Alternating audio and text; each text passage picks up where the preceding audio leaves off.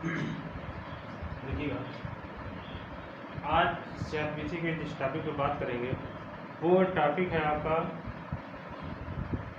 Reference and revision, निर्देश और पुनरीक्षण। तो इसके बारे में जो बात की गई है कि निर्देश, उच्च न्यायालय को निर्देश जो किया जाएगा सेक्शन 395 के अंतर्गत रेफरेंस किया जाएगा हाई कोर्ट को। तो रेफरेंस कैसे किया जाएगा, कौन करेगा, किसको करेगा, इसके बारे में बात करेंगे हम धारा 395 के अंतर्गत। देखिएगा, धारा 395 में कहा गया है, पहला है कि रेफरेंस करेगा कौन रेफरेंस करेगा।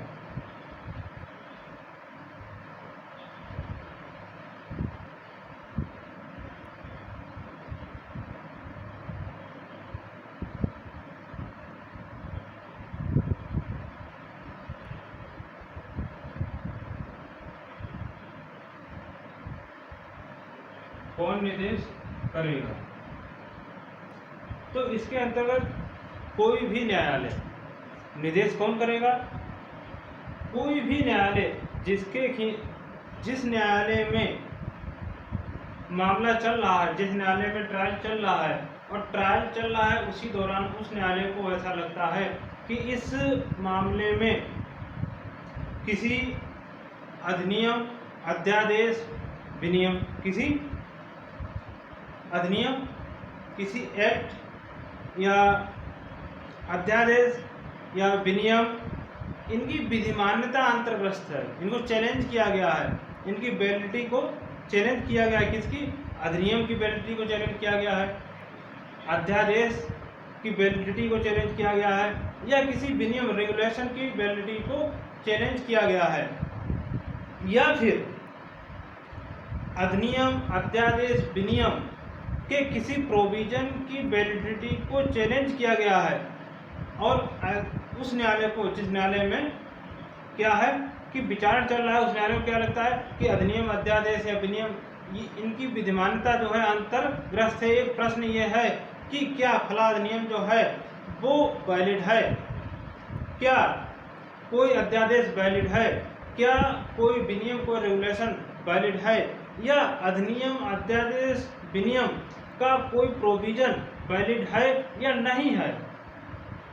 न्यायालय को इस पर एक राय नहीं है। न्यायालय को लगता है कि पता नहीं इस अधिनियम, जो अधिनियम बनाया गया है अभी, वो वैलिड है या नहीं है, या उस अधिनियम का कोई प्रोविजन है, कोई सेक्शन है वो वैलिड है या नहीं है, या कोई अध्यादेश है वो वैलिड है या नहीं है, उस अध्यादेश का कोई प्रोविजन वैलिड है या नहीं है। वो इस पर एक मत नहीं है, स्पष्ट नहीं है। अगर वो स्पष्ट है कि ये इनवैलिड है तब वो रेफरेंस नहीं कर सकता है। अगर वो स्पष्ट है कि वो वैलिड है तब वो रेफरेंस नहीं कर सकता। वो इस डाउट में है कि वो वैलिड है या नहीं है, तो फिर वो क्या करेगा कि उच्च न्यायालय को रेफरेंस करेगा। कि अब उच्च न्यायालय रेफरेंस क्या करेगा कि एक एक्ट, कोई अधिनियम या कोई अध्यादेश या कोई रेगुलेशन ये विवादित है कि ये वैलिड है या नहीं है, या इनका कोई प्रोविजन वैलिड है या नहीं है। और वो उसमें ये भी लिखेगा कि इस प्रश्न का अवधारण होना, इस प्रश्न का अवधारण होना, इस प्रश्न का स्पष्ट होना इतना आवश्यक है कि अगर जब तक इस प्रश्न का अवधारण नहीं हो जाएगा कि फला अधिनियम वैलिड है या नहीं, जब तक इस बात का अवधारण नहीं हो जाएगा तब तक उस मामले में, जिस मामले में ये प्रश्न उठा है, तब तक उस मामले को डिसाइड नहीं किया जा सकता है। और वो अपनी राय भी लिखेगा कि मेरे अनुसार ये अधिनियम जो है वो इनवैलिड है, और इस पर किसी उच्च न्यायालय का या किसी उच्चतम न्यायालय का स्पष्ट निर्णय नहीं आया है। इतना वो लिख करके क्या करेगा कि उच्च न्यायालय को रेफरेंस कर देगा कि आप तय करिए कि फला एक्ट या उसका प्रोविजन, फला रेगुलेशन या उसका कोई प्रोविजन वैलिड है या नहीं वैलिड है। आप स्पष्ट करके बता दीजिए, तब हम इस मामले को आगे डिसाइड करें। क्योंकि अगर जब तक ये प्रश्न ही डिसाइड नहीं होगा तब तक उस केस को, उस मामले को डिसाइड नहीं किया जा सकता है। तो फिर ट्रायल कोर्ट है वो रेफरेंस कर सकता है। और यही बात अगर अपीलेट कोर्ट में उठती है तो फिर अपीलेट कोर्ट भी रेफरेंस कर सकता है। और जब रेफरेंस का ऊपर ये तय कर दिया जाएगा हाई कोर्ट के द्वारा, ये स्पष्ट कर दिया जाएगा कि हाँ वो जो एक्ट है वो क्या है, वैलिड है या इनवैलिड है। तो उसके अनुसार ही ट्रायल कोर्ट या फिर जो आपका अपीलेट कोर्ट है मामले को उच्च न्यायालय के निर्णय के अनुसार ही डिसाइड करेगा ज़्यादा। सही है, तो इसको आप देख लीजिएगा।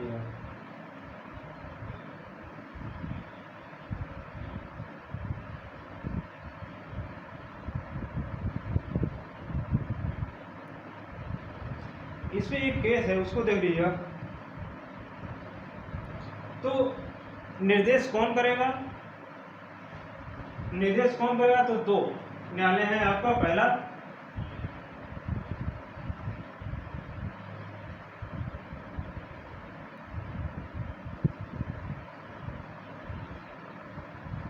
जो ट्रायल कोर्ट है वो भी निर्देश कर सकता है, रेफरेंस कर सकता है हाई कोर्ट को। दूसरा जो अपीलेट कोर्ट है वो भी रेफरेंस कर सकता है हाई कोर्ट को।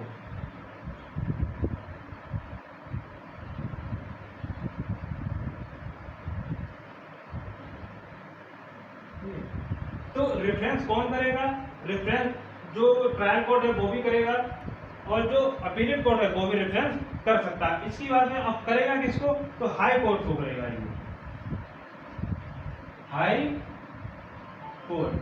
हाई कोर्ट को ये रेफरेंस करेंगे। इसमें एक केस है,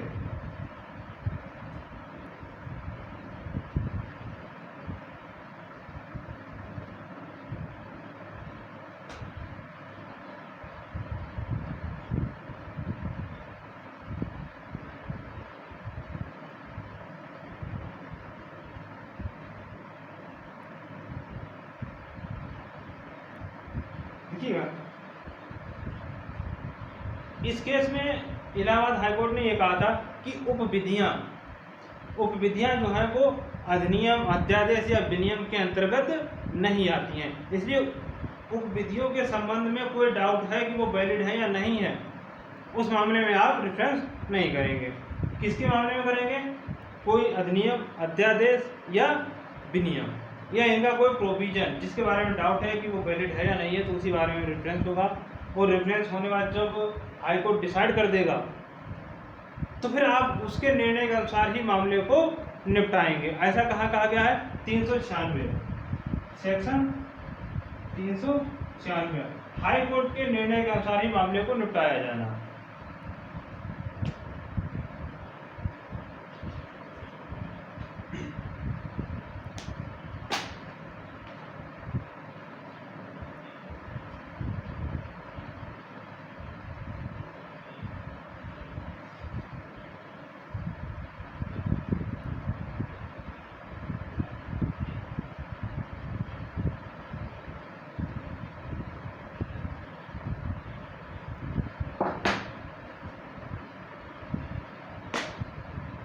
अब जो बात चलेगी वो बात चलेगी रिवीजन की।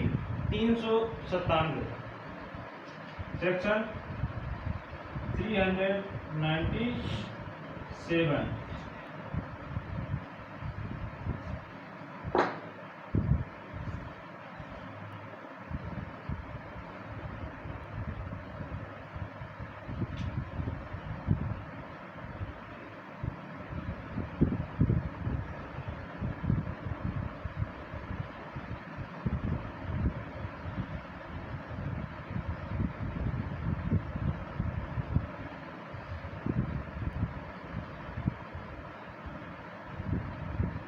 पुनरीक्षण। देखिएगा, पुनरीक्षण क्या है, पुनरीक्षण कौन कर सकता है, पुनरीक्षण किन न्यायालयों से होता है, पुनरीक्षण के लिए आवेदन कौन कर सकता है, तो वो हम 397 के अंतर्गत जानेंगे।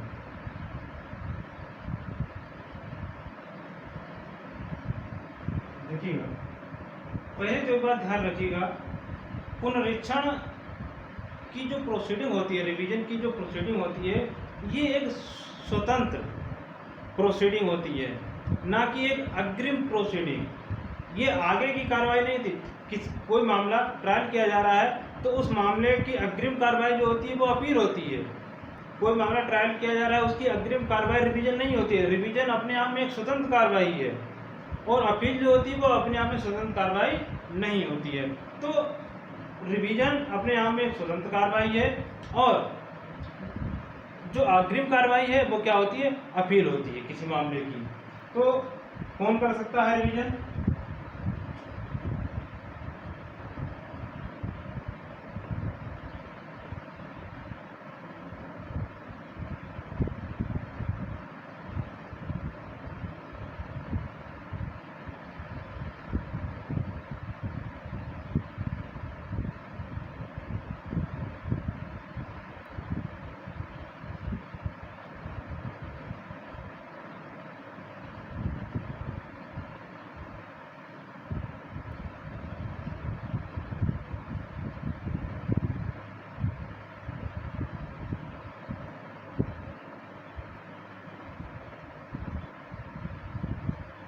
रिवीजन किस न्यायालय में होगा?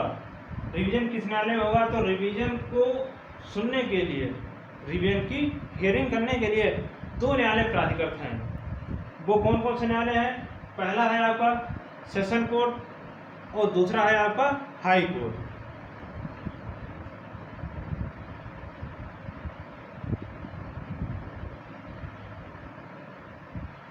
सेशन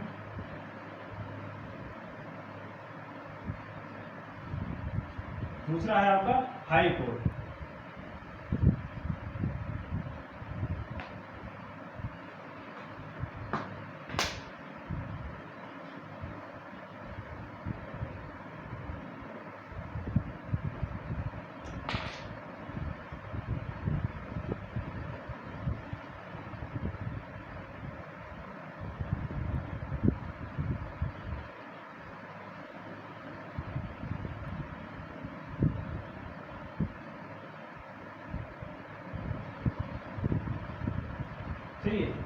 तो हाई कोर्ट और सेशन कोर्ट ये दो न्यायालय ही रिवीजन की सुनवाई करने के लिए प्राधिकृत किए गए हैं।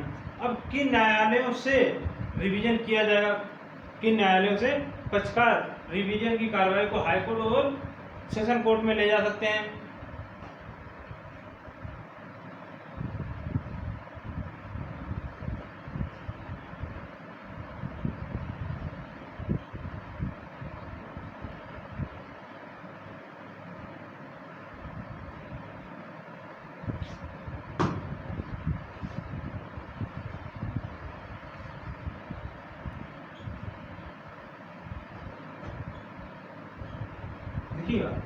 किन न्यायालयों से रिवीजन होगा जाकर के? तो वो कोर्ट जिनमें प्रारंभिक कार्रवाई की जा रही है, वो कोर्ट या यूं कहते हैं कि वो मजिस्ट्रेट के न्यायालय जिनमें प्रारंभिक कार्रवाई की जा रही है, उन न्यायालयों से, उन मजिस्ट्रेट के न्यायालयों से रिवीजन सेशन कोर्ट या हाई कोर्ट में होगा जाकर के।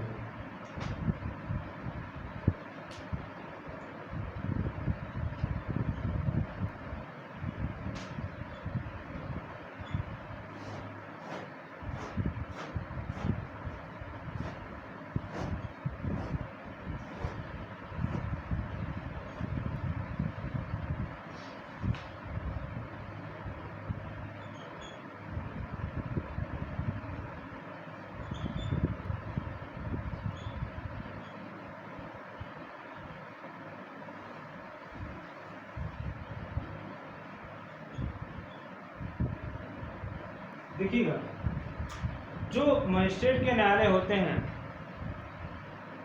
चाहे वो मजिस्ट्रेट एग्जीक्यूटिव मजिस्ट्रेट हो या जुडिशियल मजिस्ट्रेट हो, इन दोनों के न्यायालय से रिवीजन हो जाता है। कहाँ होगा? सेशन न्यायालय में और हाई कोर्ट में। यहाँ पर एक चीज ध्यान देने वाली है कि रिवीजन एक ही न्यायालय में होगा।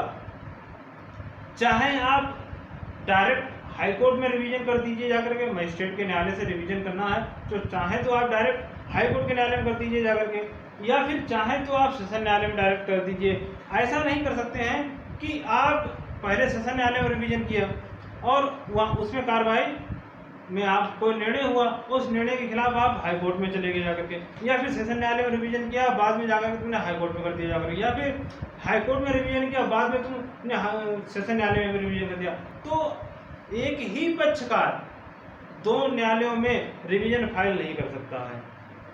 अब ऐसा भी हो सकता है कि एक मामले में एक से अधिक एक्यूज पर्सन हो और उनके द्वारा एक से अधिक एक्यूज पर्सन है, एक ने सेशन कोर्ट में रिवीजन कर दिया, एक ने हाई कोर्ट में रिवीजन कर दिया है, तो फिर हाई कोर्ट ये तय करेगा कि कौन सा न्यायालय रिवीजन को सुनवाई करेगा। चाहे तो वो सेशन न्यायालय से रिवीजन का एप्लीकेशन जो वहाँ दिया गया था उसको अपने पास बुला करके रिवीजन कर दे, या फिर अपने वाले रिवीजन के एप्लीकेशन को सेशन न्यायालय में भेज दे। कहने का तात्पर्य यही है कि एक पक्षकार द्वारा दो जगह कार्यवाही संसिद्ध नहीं की जा सकती है। एक पक्षकार मतलब एक पक्ष के द्वारा, एक तरफ की पार्टी के द्वारा एक न्यायालय में ही कार्रवाई संसिद्ध की जाएगी, दोनों तरफ नहीं।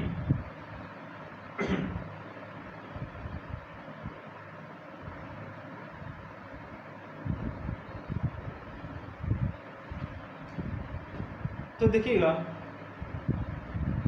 रिवीजन कौन करेगा, रिवीजन किस न्यायालय से किया जाएगा, तो मजिस्ट्रेट के न्यायालय जो मामले की सुनवाई कर रहे थे उस न्यायालय में, मजिस्ट्रेट न्यायालय में कोई मामला हो रहा था, चल रहा था, उस न्यायालय से कोई भी विक्टिम है, एक न्यायालय में मामला विचारण किया जा रहा था या अन्य कोई कार्यवाही चल रही थी, उस कार्यवाही में जो निष्कर्ष दंडादेश आदेश पारित किए गए थे उनसे कोई व्यक्ति पीड़ित था और उसने क्या किया है कि रिवीजन कर दिया है, कहाँ, सेशन कोर्ट में, हाई कोर्ट में। तो हम ये कह रहे हैं कि न्यायालय कौन सा हुआ, तो कार्यपालक मजिस्ट्रेट का भी न्यायालय हो सकता है और जुडिशियल मजिस्ट्रेट का भी न्यायालय हो सकता है। किन मामलों में रिवीजन होगा जाकर के,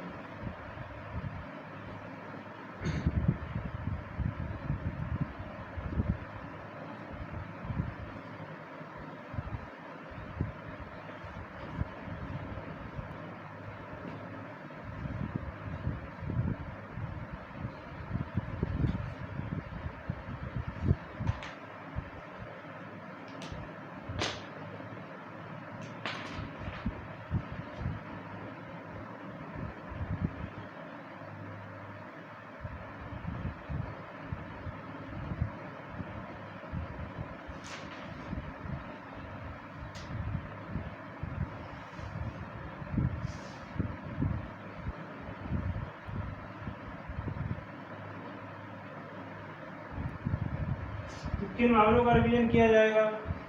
देखिएगा,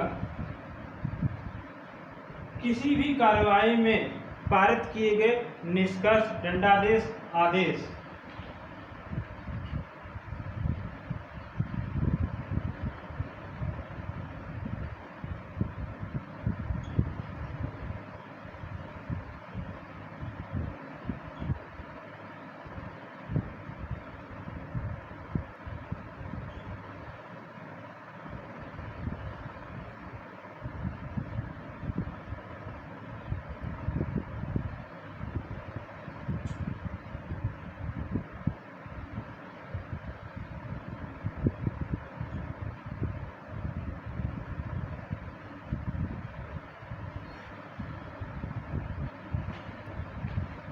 जो मजिस्ट्रेट न्यायालय था उस न्यायालय ने क्या किया है कि कोई फाइंडिंग दी है, कोई सेंटेंस दिया है या कोई ऑर्डर दिया है, निष्कर्ष दंडादेश आदेश दिया है, और ऐसे निष्कर्ष दंडादेश आदेश से कोई भी व्यक्ति जो है वो क्या है, पीड़ित है, संतुष्ट नहीं है, सेटिस्फाई नहीं है, तो फिर वो क्या करेगा, रिवीजन करेगा। कहाँ करेगा, सेशन कोर्ट में या हाई कोर्ट में, दोनों में से किसी एक जगह ही कर सकता है।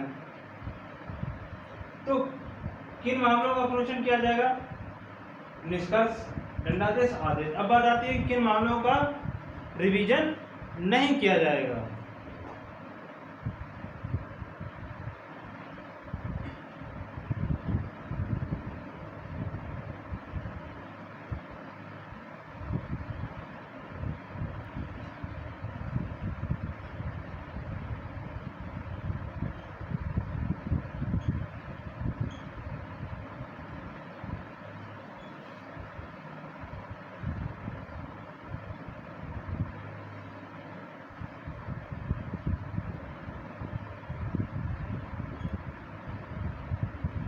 किन मामलों का रिवीजन नहीं होगा जाकर के?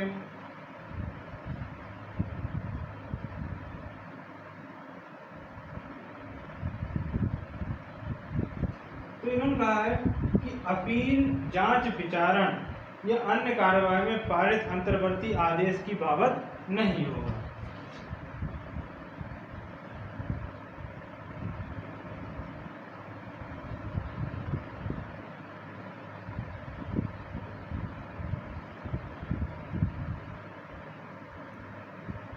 जो अंतर्वर्ती आदेश होगा इसका रिवीजन नहीं किया जाएगा, और वो अंतर्वर्ती आदेश चाहे अपील में दिया गया हो,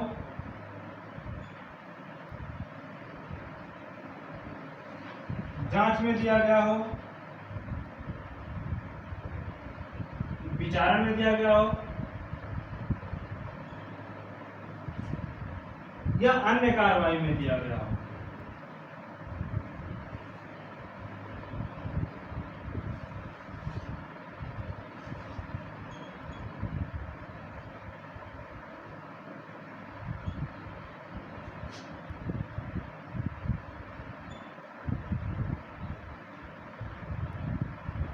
तो यहाँ पर किन मामलों में रिवीजन नहीं होगा? तो अपील, जांच, विचारण, अपील है, इंक्वायरी है, ट्रायल है या अन्य कोई प्रोसीडिंग है और इनमें अंतर्वर्ती आदेश दिया गया है, तो अंतर्वर्ती आदेश की बाबत रिवीजन नहीं होगा। कहने का तात्पर्य है कि अंतर्वर्ती जो आदेश होगा इसका रिवीजन आप फाइल नहीं कर सकेंगे। अब बात आती है, देखिएगा अंतर्वर्ती आदेश क्या है? तो एक निर्णय है धोला बनाम राज्य 1975।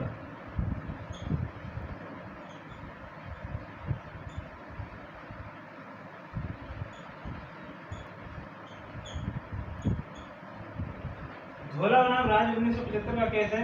इसमें न्यायालय ने कहा था कि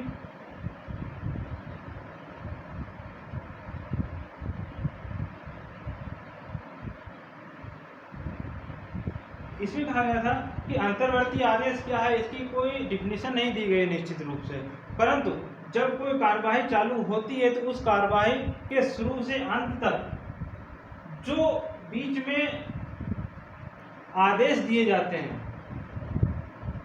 वो अंतर्वर्ती आदेश कहे जाते हैं। उन्होंने कहा था कि अंतर्वर्ती आदेश की कोई परिभाषा नहीं दी गई, परंतु जब किसी मामले से संबंधित कोई दंडिक कार्रवाई आरंभ होती है तब उसके और उसके अंत होने के बीच उठने वाले विभिन्न विषयों के बारे में जो आदेश दिए जाते हैं वो अंतर्वर्ती आदेश होते हैं। कोई कार्रवाई चालू हुई है, दंडिक कार्रवाई है, न्यायालय में चल रही है, तो उस दंडिक कार्रवाई जब चल रही है तो जब से कार्रवाई चालू हुई और जब कार्रवाई खत्म हुई उस बीच में जिन विषयों के संबंध में आदेश दिए जाते हैं, किसी विषय के संबंध में कोई आदेश दे दिया गया, जैसे किसी व्यक्ति को जमानत का आदेश दे दिया गया है, कुर्की का आदेश दे दिया गया है या अन्य कोई आदेश दे दिए गए हैं, तो वो क्या होते हैं? वो अंतर्वर्ती आदेश कहे जाते हैं। इन अंतर्वर्ती आदेशों का पुनरीक्षण रिवीजन नहीं होता है। तो अंतर्वर्ती आदेश कौन कौन से होते हैं? कुछ उदाहरण स्वरूप है।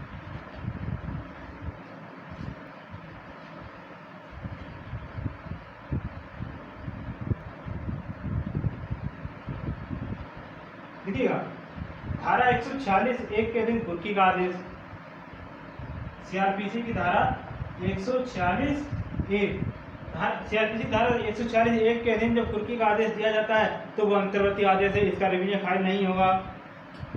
धारा 306, 307 के अधीन माफ करके गवाह बनाना, सीआरपीसी धारा 306, 307, धारा 306, 307 के अधीन जब व्यक्ति को सरकारी गवाह बनाने का आदेश दे दिया जाता है तो उसका रिवीजन फाइल नहीं होगा जाकर के। जमानत खारिज कर देने का आदेश दिया गया है, जमानत को खारिज कर देने का आदेश दिया गया है तो वो अंतर्वर्ती आदेश है, उसका रिवीजन नहीं होगा। किसी साक्ष्य में किसी साक्ष्य को विचारा स्वीकार कर लेने का आदेश, किसी कोई साक्ष्य दिया गया है उस पर विचार करने के लिए उसे स्वीकार कर लिया गया है तो फिर उसको रिवीजन नहीं होगा। सही है। तो ये कुछ उदाहरण स्वरूप थे जिनका क्या नाम रिवीजन फाइल नहीं होगा।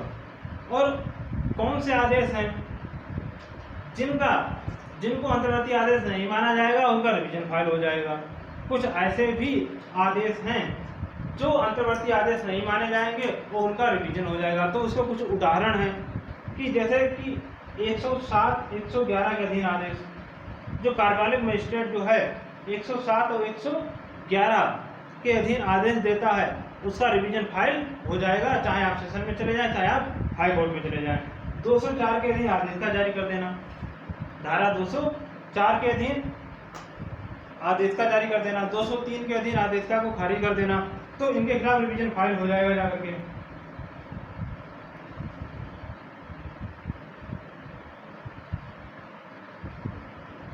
अब देखिएगा यहाँ पर एक चीज है जो नोट करने वाली है कि पुनरीक्षण तभी होगा, रिवीजन फाइल आप तभी कर सकेंगे जब आपको अपील करने का राइट नहीं है।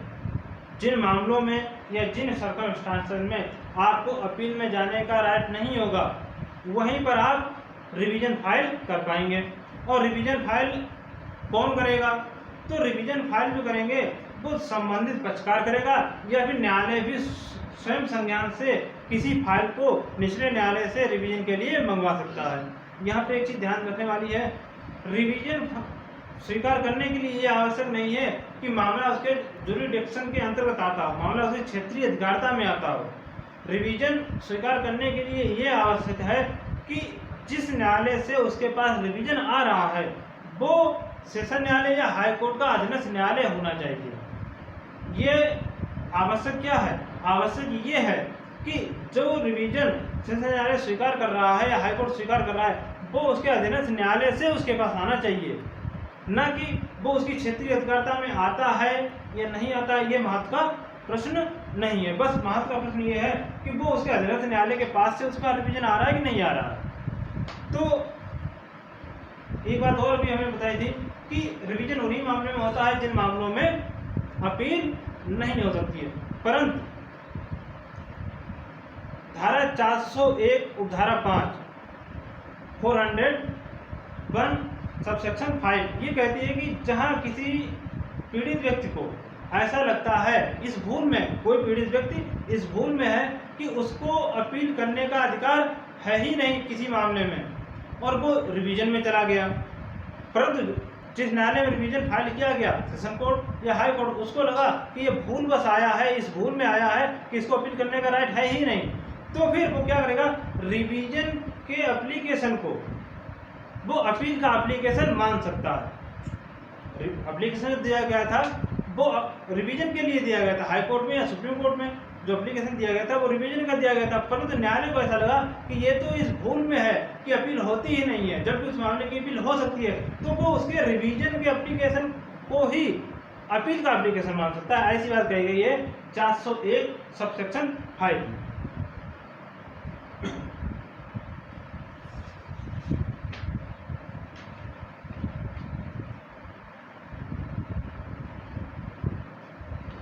अब देखिएगा इस पर कुछ केस हैं।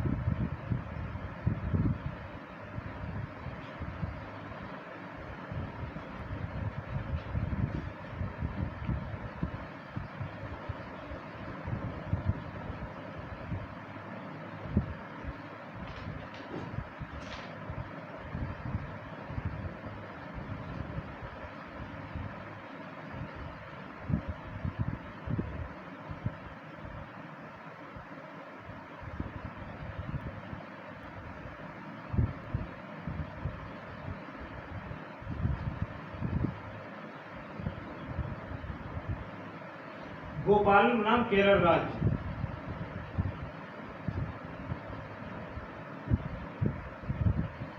इस न्यायालय इस केस में कहा गया था कि दांडिक न्यायालय के द्वारा अपीली अधिकारिता में दिए गए आदेश के विरुद्ध भी पुनरीक्षण हो सकता है। इन्होंने कहा, इस केस में कहा गया था कि दांडिक न्यायालय के द्वारा अपीली अधिकारिता में दिए गए आदेश के विरुद्ध भी पुनरीक्षण फाइल किया जा सकता है।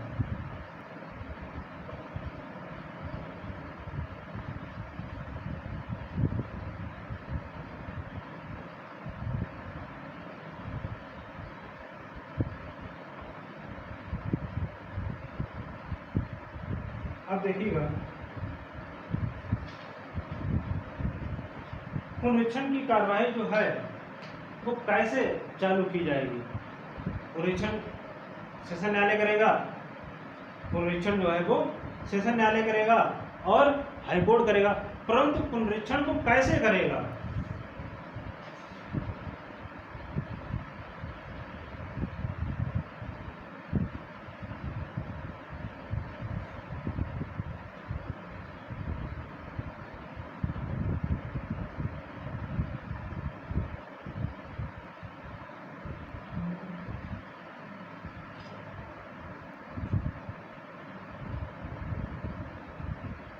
पुनरीक्षण की कार्यवाही कैसे होती है, मतलब पुनरीक्षण की सुनवाई कैसे की जाती है?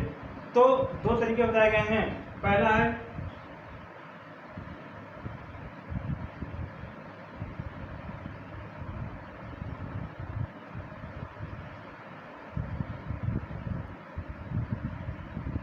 दूसरा है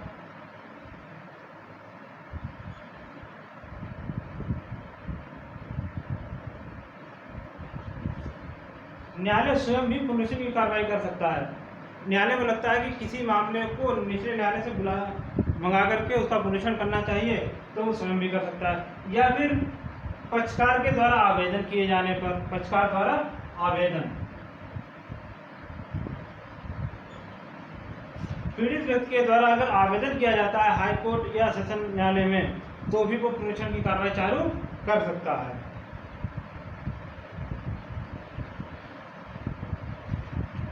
अब यहीं पर एक केस है दिल्ली नगर निगम बनाम गिरधारी लाल का।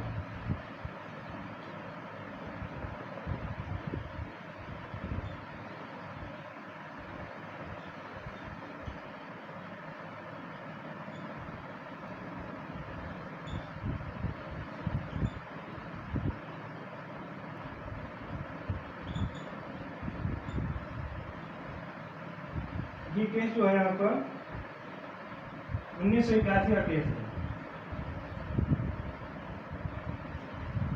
इसमें क्या था कि इसमें न्यायालय ने कहा था कि अगर परसीमा विधि के द्वारा मामले को बाधित कर दिया गया है, तो फिर न्यायालय उस मामले में स्वयं संज्ञान लेकर के पुनरीक्षण कर सकता है। ये बात इसमें कही गई थी।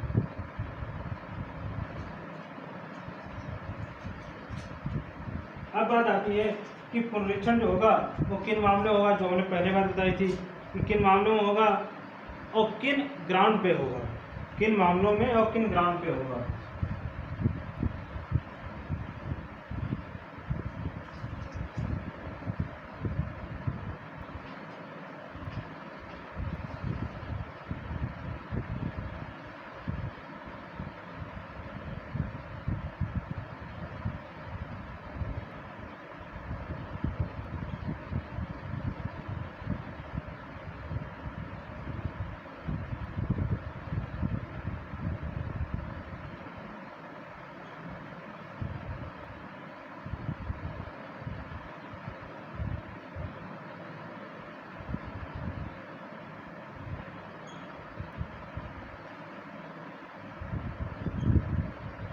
वो कौन से केस होंगे जिन पर पुनरीक्षण किया जाएगा और वो कौन से ग्राउंड होंगे जिन पर पुनरीक्षण किया जाएगा। तो इन्होंने कहा है, तो बताया था आपको कि निष्कर्ष दंडादेश आदेश, वो मामले कौन होंगे? निष्कर्ष दंडादेश आदेश।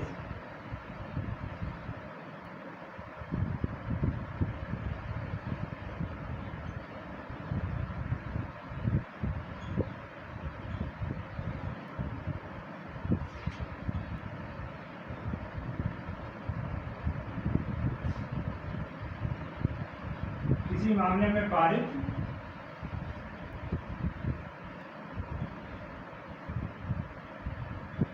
निष्कर्ष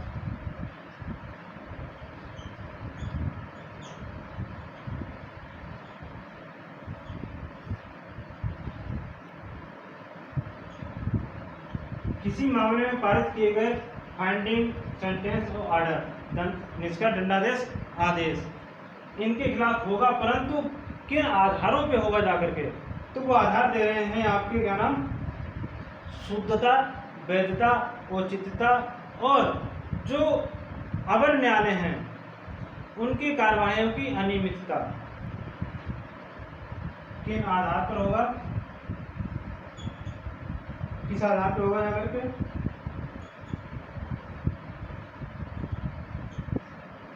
शुद्धता,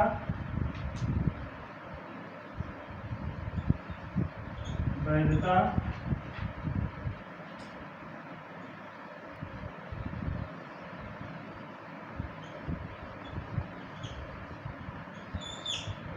शुद्धता, वैधता, उचितता, ये आधार होंगे।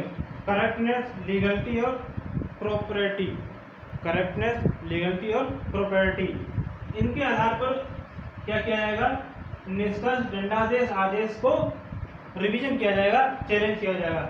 ये देखा जाएगा कि जो निष्कर्ष दिया गया है वो शुद्ध है, निष्कर्ष जो दिया गया है वो वैध है, या जो निष्कर्ष दिया गया है वो औचित्यपूर्ण है। इसी वजह से दंडादेश वैध है, शुद्ध है या औचित्यपूर्ण है, आदेश जो है वो शुद्ध है, वैध है, औचित्यपूर्ण है।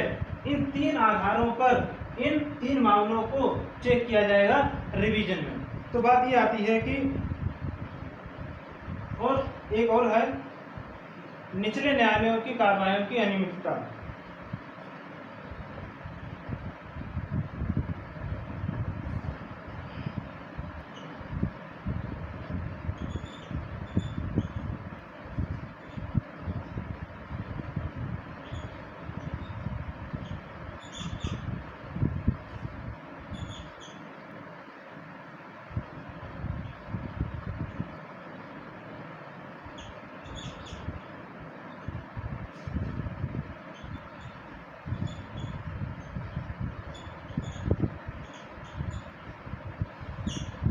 अवर न्यायालयों की कार्रवाइयों की अनियमितता, तो ये जो ग्राउंड है जिनके आधार पर रिवीजन फाइल होगा। अब देखिएगा लीगलिटी क्या होती है। तो इन्होंने कहा है कि जब किसी अधिनियम या विधि की शक्ति रखने वाले किसी बात के संगत में कार्य न किया जाए। वैधता कैसे चैलेंज करेंगे, कोई निर्देश है, निष्कर्ष है, दंडादेश या आदेश है, इसकी वैधता को चैलेंज कैसे करेंगे। तो जो निष्कर्ष, दंडादेश या आदेश दिया गया है वो जिस विधि के अधीन दिया गया है उस विधि का कहीं उल्लंघन तो नहीं करता है। कोई दंडादेश वैध है या नहीं है, लीगल है या नहीं है, तो फिर वो ऐसे दंडादेश जो वैध है या नहीं है ये चेक करना है। तो ये देखा जाएगा कि वो निष्कर्ष, दंडादेश या आदेश जिस विधि के अधीन दिया गया है उस विधि का वो उल्लंघन तो नहीं कर रहा है। शुद्धता कैसे चेक की जाए, शुद्धता के आधार पर भी रिवीजन हो जाएगा।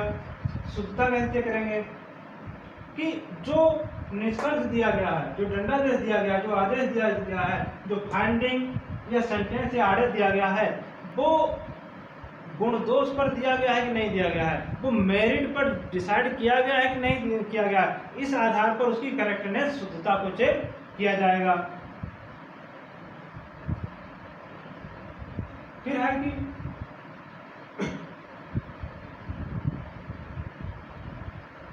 औचित्यपूर्ण, औचित्यता को कैसे तय किया जाएगा कि जो निष्कर्ष है, दंडादेश आदेश है वो औचित्यपूर्ण है, उचित है कि नहीं है, निष्कर्ष, दंडादेश, आदेश उचित है कि नहीं है। तो ये देखा जाएगा कि निष्कर्ष और दंडादेश आदेश के लिए कि साक्ष्य और परिस्थितियों को देखते हुए निष्कर्ष, दंडादेश, आदेश उचित है या नहीं है, कोई दंडादेश आदेश उचित है या नहीं। तो इसके लिए देखा जाएगा कि साक्ष्य और परिस्थितियों का सही से अवलोकन किया गया था या नहीं किया गया था, साक्ष्य को भली बात से जांचा गया था या नहीं किया गया था, साक्ष्य को सही से एग्जामिन किया गया था या नहीं किया गया था। इस आधार पर उसकी औचित्यता को जांचा जाएगा जाकर के।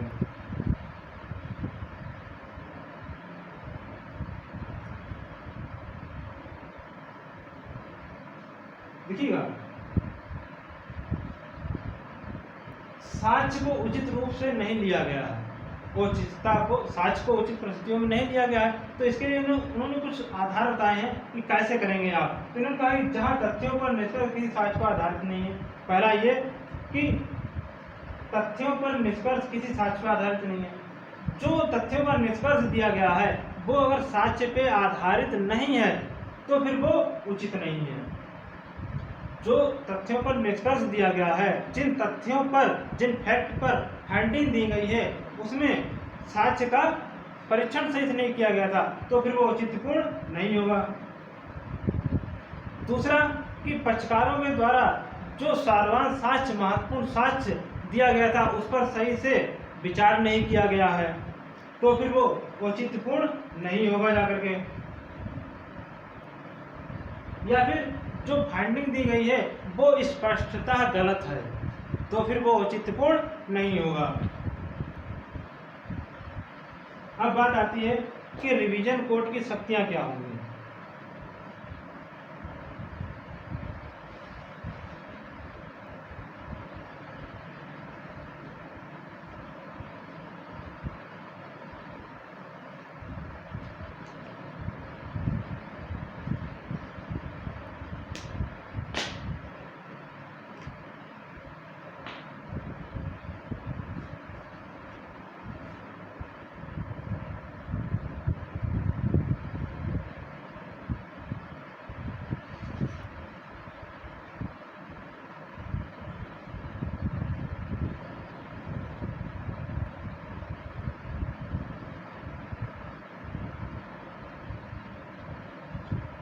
पुनरीक्षण न्यायालय की शक्तियां क्या होंगी?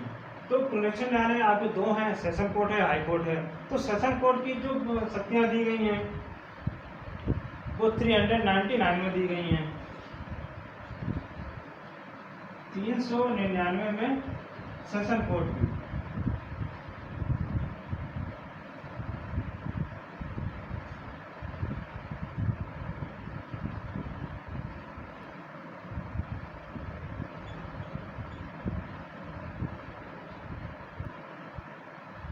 399 में सेशन न्यायालय की शक्तियां दी गई हैं। तो इसमें कहा गया है सेशन न्यायालय की पुनरीक्षण की शक्तियां, रिवीजन की पावर वही पावर होंगी जो 401 में हाई कोर्ट की रिवीजन की पावर बताई गई है। तो अब हम देखना ये है कि हाई कोर्ट को रिवीजन की पावर कौन कौन सी है।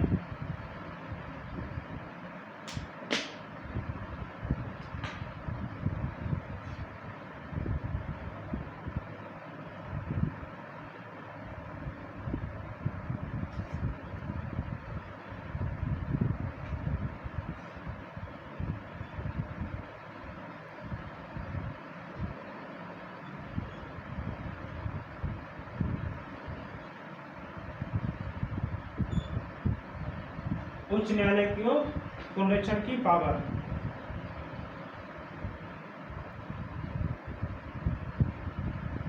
देखिएगा पुनरीक्षण न्यायालय को, रिवीजन कोर्ट को जो शक्तियां दी गई हैं वो अपील न्यायालय को जो शक्तियां दी गई हैं अपील में, अपीलेट कोर्ट को अपीलों के लिए जो पावर दी गई है सेक्शन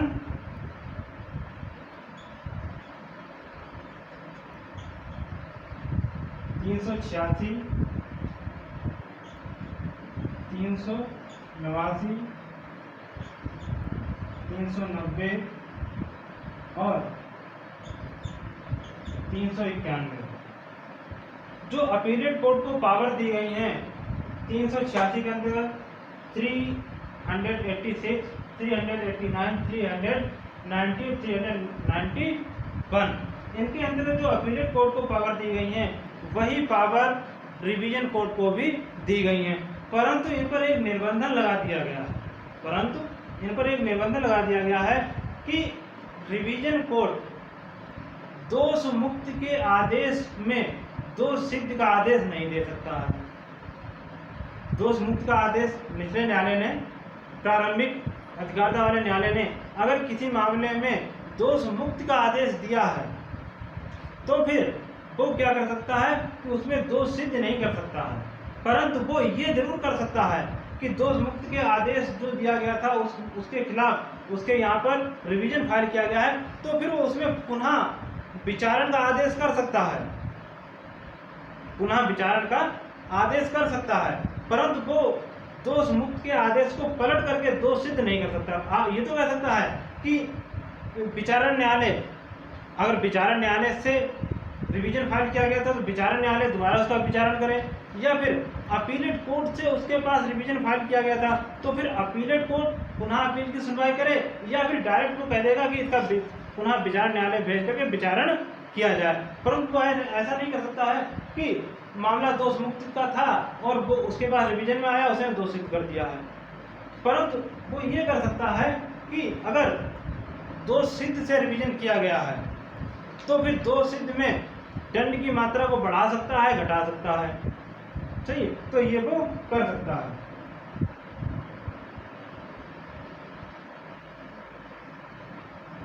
तो देखिएगा, जो हाई कोर्ट है उसको दो तरह की रिवीजन की पावर होंगी। रिवीजन की पावर वही होंगी जो अपीलेट कोर्ट को होती हैं, तो अपीलेट कोर्ट को जो पावर होती है वही रिवीजन कोर्ट को पावर होंगी। तो इनको दो भागों में बांट दिया गया है, इन पावर्स को दो भागों में बांट दिया गया है।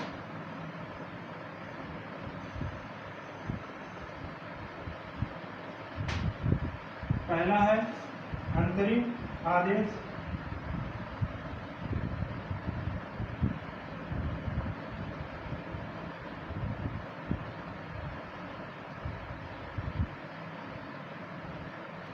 पहला है अंतरिम आदेश। जब मामला रिवीजन के लिए हाई कोर्ट और सेशन न्यायालय में आता है तो वो पहला क्या करेगा, उस मामले में रिवीजन की सुनवाई कर रहा है तो उसमें वो अंतरिम आदेश दे सकता है। तो अंतरिम आदेश कौन कौन से होंगे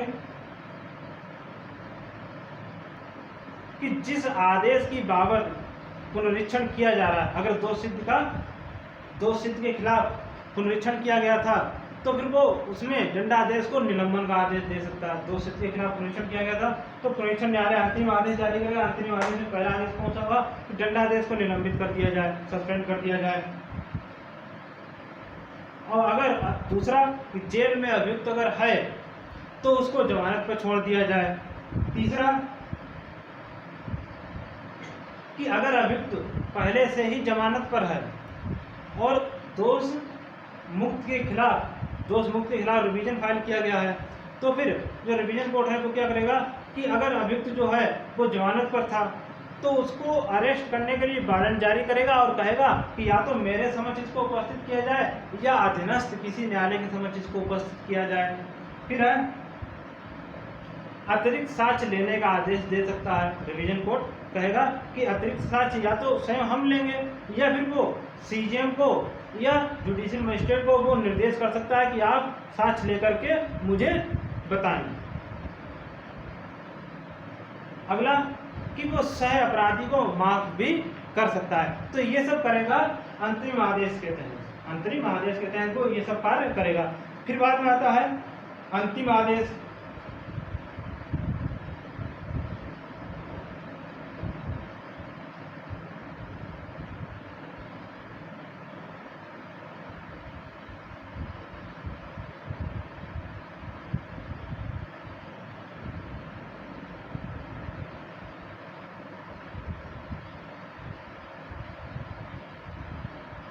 दूसरा है, पहला था अंतरिम आदेश, अब है आपका अंतिम आदेश, फाइनल ऑर्डर। देखिए इसमें क्या है कि रिवीजन कोर्ट दोष सिद्ध के आदेश को पलट के दोष मुक्त के आदेश में बदल सकता है। परंतु हमने पहले बताया था कि रिवीजन कोर्ट दोष सिद्ध के आदेश को पलट करके दोष मुक्त के आदेश में तो बदल सकता है, परंतु दोष मुक्त के आदेश को पलट के दोष सिद्ध में नहीं बदल सकता है। ये जरूर कर सकता है कि दोष मुक्त से उसके पास रिवीजन किया था, दोष मुक्त के खिलाफ रिवीजन किया गया था, तो फिर वो ये जरूर कर सकता है कि ट्रायल कोर्ट को, अगर ट्रायल कोर्ट से रिवीजन आया था तो ट्रायल कोर्ट को ये निर्देश जरूर दे सकता है कि दोबारा जांच की जाए, दोबारा विचारण किया जाए, परंतु वो ये नहीं कर सकता है कि अभियुक्त को क्या कर दे, दोष मुक्त से रिवीजन किया गया था दोष सिद्ध कर दे, ऐसा वो नहीं कर सकता है। या फिर अपील से मामला उसके पास आया था, अपील में क्या था कि वो अक्यूज पर्सन दोष मुक्त कर दिया गया था, उस दोष मुक्त के खिलाफ उसके पास मामला आया रिवीजन में और वो उसको दोष सिद्ध कर दे, ऐसा नहीं कर सकता। वो अपीलेट कोर्ट को निर्देश कर सकता है कि वो उसको दोबारा अपील सुनवाई करे।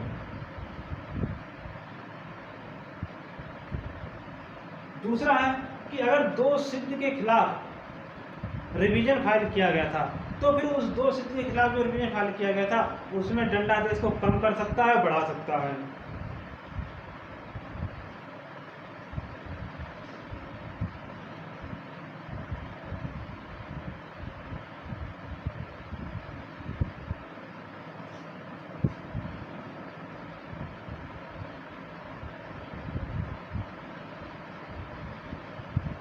तो ये आपका रिवीजन था जो यहीं पर कंप्लीट होता है। और अगर इस संबंध में कोई भी ऐसी बात थी कि जो आपको समझ में नहीं आई है तो आप मुझसे पूछ सकते हैं।